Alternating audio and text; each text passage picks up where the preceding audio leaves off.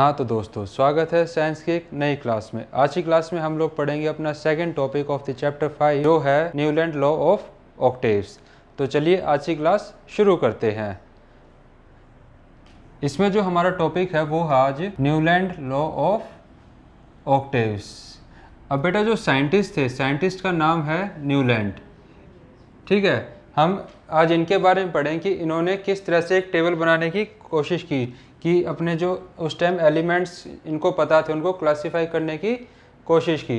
बेटा जो बेसिक फंडा है वो इसमें भी सेम है। इन्होंने भी क्या किया था, Newland arrange the then known elements in the order of increasing atomic mass. इन्होंने बेटा इंक्रीजिंग एटॉमिक मास के उस मेन एलिमेंट्स को एक टेबल में लिखा था कि जैसे जैसे एटॉमिक मास इंक्रीज हो रहे हैं ये उस अपनी टेबल में उन एलिमेंट्स को लिखते गए। ठीक है, अब बेटा लेकिन जब इन्होंने ये टेबल में अपने लिख लिया एलिमेंट्स तो इनको एक चीज़ पता चली, found that the properties of every eighth element is similar to that of the first element.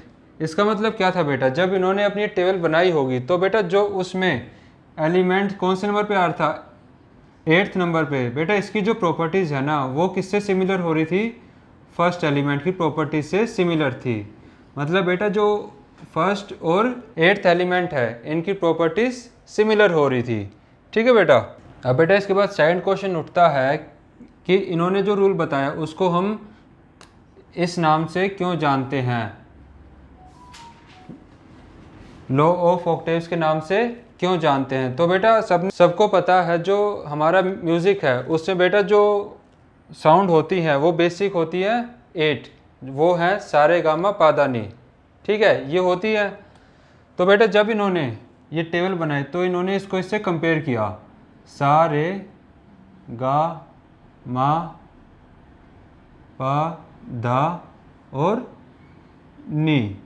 ठीक है बेटा, इसी वजह से इनका जो रूल है उसको किससे बोला जाता है, he compared this to the octaves found in music and called it law of octaves. ठीक है बेटा, समझ में आ गया होगा कि इन्होंने किस तरह से एलिमेंट्स को क्लासीफाई किया और जो इनका रूल था उसको इस नाम से क्यों जानते हैं। उसका रीज़न बेटा क्या लिखोगे, he compared this to the octaves found in music and called it law of octaves. ठीक है बेटा, अब हम इसके बाद एक बार इनकी टेबल देख लेते हैं। बेटा देखो, जब इन्होंने इंक्रीजिंग एटॉमिक मास में लिखा था तो कुछ इस तरह की टेबल बनी थी और बेटा ये मैंने ऊपर अपने जो म्यूज़िक है उसके बेटा ये लिख दिए सारे गामा पादा नी। ठीक है, अब बेटा टेबल में समझते हैं किस तरह से रूल फॉलो होता है। ये जो हाइड्रोजन है ये फर्स्ट एलिमेंट है। अब बेटा देखो 1 2 3 4 5 6 7 और 8 फ्लोरीन F पे आया बेटा। तो इन्होंने क्या चीज़ नोटिस की, जो इसका फर्स्ट एलिमेंट था इसका और बेटा इस एलिमेंट की प्रॉपर्टीज़ सेम है। फर्स्ट एलिमेंट की प्रॉपर्टी और बेटा जो 8th एलिमेंट है इन दोनों की प्रॉपर्टीज़ सिमिलर हैं।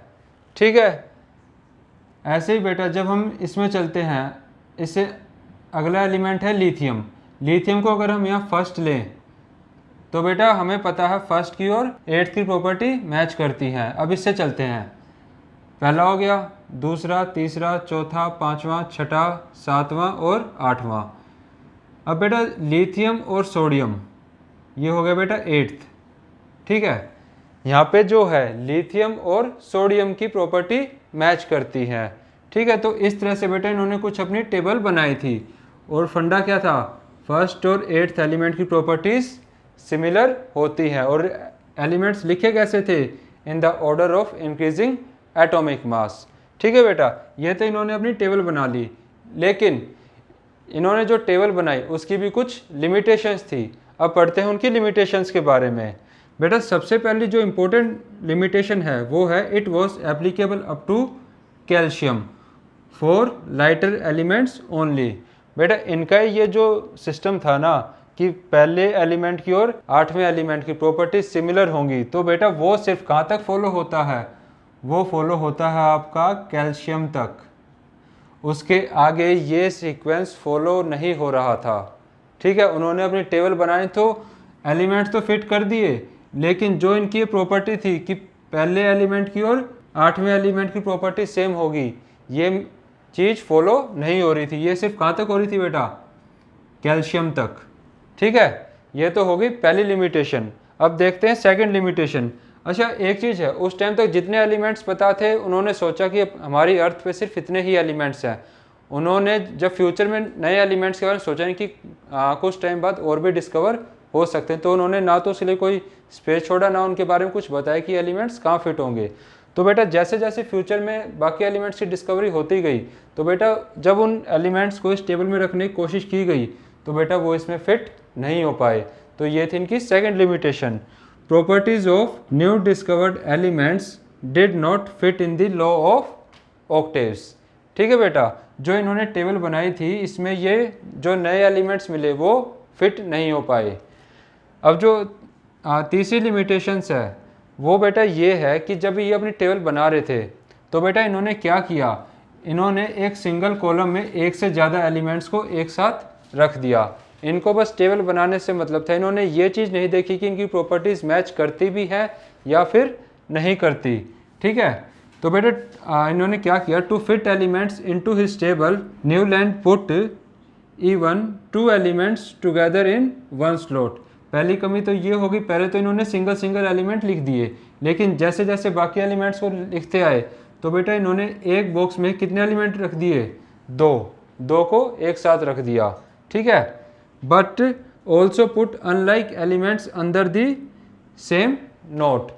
इसका मतलब क्या है बेटा, जिनकी प्रॉपर्टीज मैच भी नहीं करती उनको भी सेम नोट के अंदर रख दिया। फॉर एग्जांपल बेटा, जो ये एलिमेंट Y था और नीचे सीजियम और La एलिमेंट था, इनकी प्रॉपर्टीज मैच नहीं कर रही, लेकिन फिर भी ये एक सिंगल कॉलम में थे। ठीक है, तो ये बेटा इनकी तीसरी लिमिटेशंस थी कि इन्होंने ऐसे एलिमेंट्स को भी एक साथ रख दिया जिनकी प्रॉपर्टीज़ भी आपस में मैच नहीं करती। ठीक है, और उसके अलावा इन्होंने एक बॉक्स में एक से ज़्यादा एलिमेंट्स को फिट कर दिया। तो बेटा ये थी इनकी लिमिटेशंस।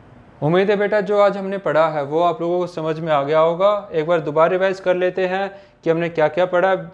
बेटा इन्होंने अपने एलिमेंट्स कैसे रखे, इन्होंने एलिमेंट्स को in the increasing order of atomic mass में अरेंज किया, और इनको क्या पता चला बेटा, जो फर्स्ट एलिमेंट है, फर्स्ट एलिमेंट की प्रॉपर्टीज़ किसके सिमिलर थी? 8th एलिमेंट के।